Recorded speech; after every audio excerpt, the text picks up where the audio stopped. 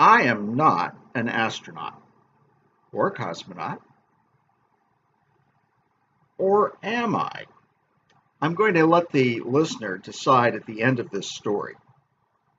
But the story really starts with a real astronaut, Gordon Cooper.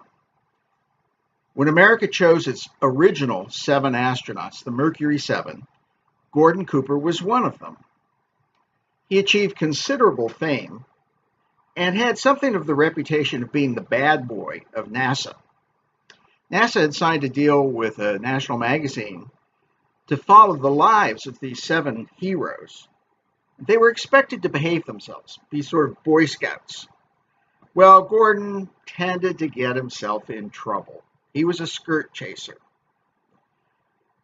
If you look at the movie or read the book, The Right Stuff, you'll read about or watch the exploits of Gordon Cooper, the young astronaut. When I met Gordon, he was over 70, and he was interested in building a new airplane using some titanium parts from the former Soviet Union. Now, I happened to be doing business over there. I had started a software company, and some friends of mine in Santa Barbara connected me to an Edwards Air Force Base test pilot named Chuck Graffy, who just lived up the street from me. Chuck Graffy, it turned out, was good friends with and business partners with Gordon Cooper. And Chuck, in no time flat, had set me up to go down to Los Angeles at Van Nuys Airport and meet with Gordon Cooper and their other partners in this aerospace venture. As I got to know him, and I took him first for a week to Russia on this project to find titanium aircraft parts. But I discovered he was also involved in a project with Stanford University and a Russian research institute to test a theory of whether earthquakes could be predicted from outer space. The idea was that the Earth's magnetic field fluctuates strangely just before an earthquake. But it's such a minute fluctuation that to detect it, you had to do it from a satellite. The trick was how to find a satellite that we could attach an instrument package to. Turns out finding a satellite that can carry a few extra pounds is no small trick. But the Russian Space Agency said, well, we do have one going up where we could attach a few extra pounds and make this thing work. Now, naturally, the satellite launch they were doing was a spy satellite. This got a little delicate. Could we possibly be involved in financing a launch of a Russian spy satellite with an American-Russian joint instrument package? I went through back channels with the Pentagon and the intelligence agencies. Finally, somewhat to my surprise, I got a green light that we could go ahead and work on this project. So I set up a meeting in St. Petersburg, Russia, with Gordon Cooper, with a Russian business partner of mine, who was a very highly placed scientist, and with the Russian Space Agency. What you need to know is that Russians are very, very formal. If you're going to go to a meeting on a topic like that, you have a very clear printed agenda in advance. There's no winging it. And everybody and his brother comes to this meeting. There's no such thing as just going in with the top guy. So we knew we were going to have a meeting with 15 or 20 very top officials from the Russian Space Agency to review this. In preparation, I was with Gordon, spending a lot of time with him. He had agreed that he would have a press conference to talk to the Russian press. This was after the fall of the Soviet Union, but not very long after. Well, my Russian partner came to me and said, you need to alert Gordon that the press people who are coming are not necessarily pure press people. Gordon has a reputation of having seen UFOs, and they're going to come and ask him questions about this. And I'm thinking, oh, Lord, this is the last thing we need, in the middle of a serious scientific project, is to go zooming off on some crazy UFO direction. Sure enough, he turns to me and says, oh, yeah, I've seen them. when I was a young test pilot at Edwards Air Force Base in the early 50s, long before he was selected as an astronaut. He said a UFO had landed, had been filmed landing at Edwards Air Force Base. And he thought that probably the film of it had just disappeared, not been classified, just disappeared into some Coast Guard drawer somewhere to be lost. Well, at the time, I was in parallel, weirdly, working on a book project with Jacqueline Onassis. We were researching a Cold War spy story. And I knew that at the time the Mercury 7 astronauts were selected, of course, it was all part of the effort to get to space and ultimately to get to the moon. I knew that Gordon had been at the White House and met the Kennedys. So I asked him one time, hey, Gordon, did you actually get to know JFK and Jackie? He kind of smiles and says, oh, yeah. I got to actually be pretty good friends with Jack, and I used to go over to the White House for dinner.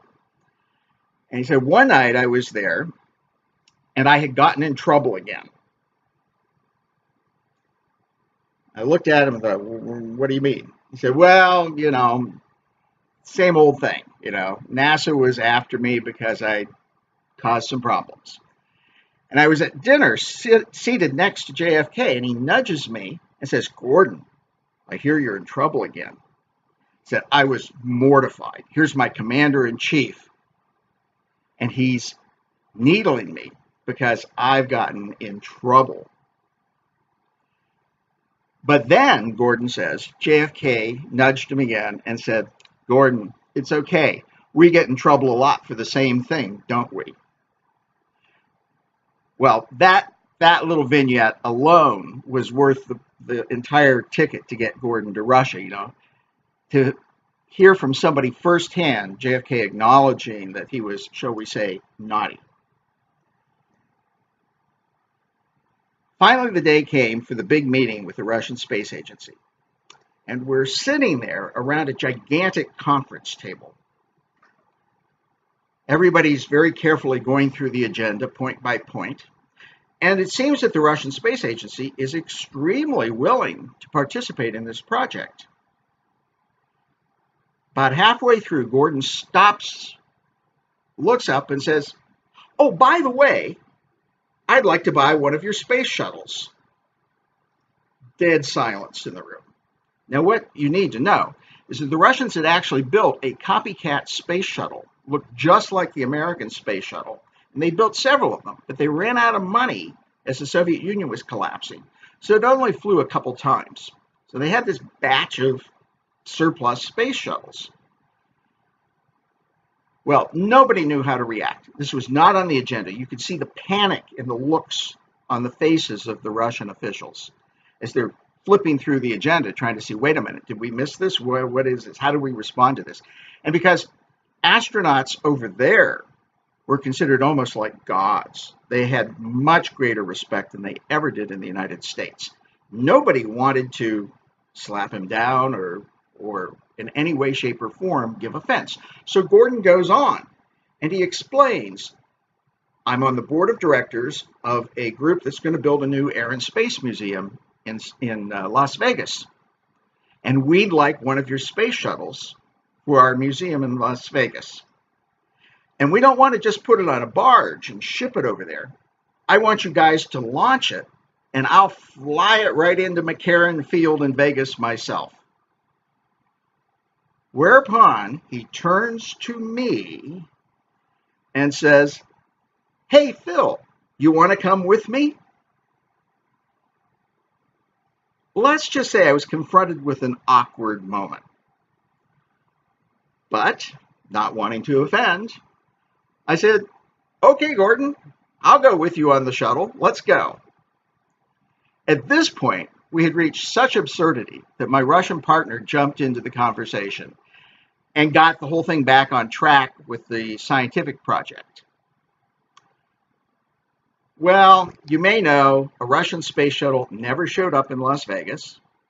I never was launched, but it made a heck of a great story. And at the end of the meetings, they showered Gordon with all kinds of gifts, but they gave me what for me is a tremendous treasure. It's a little medallion of the Russian space shuttle being airlifted on their version of a 747. The boron space shuttle is still floating around. I'm guessing they still have these 7 things. And who knows, maybe someday I'll get to fly on one to Las Vegas or wherever. But that's my claim to being an astronaut. I was actually asked to fly on the Russian space shuttle with Gordon Cooper. There are more stories from these crazy adventures in the collapsing Soviet Union in the first days, long before Putin became president, and I'll keep posting them bit by bit for your enjoyment. Thank you, folks.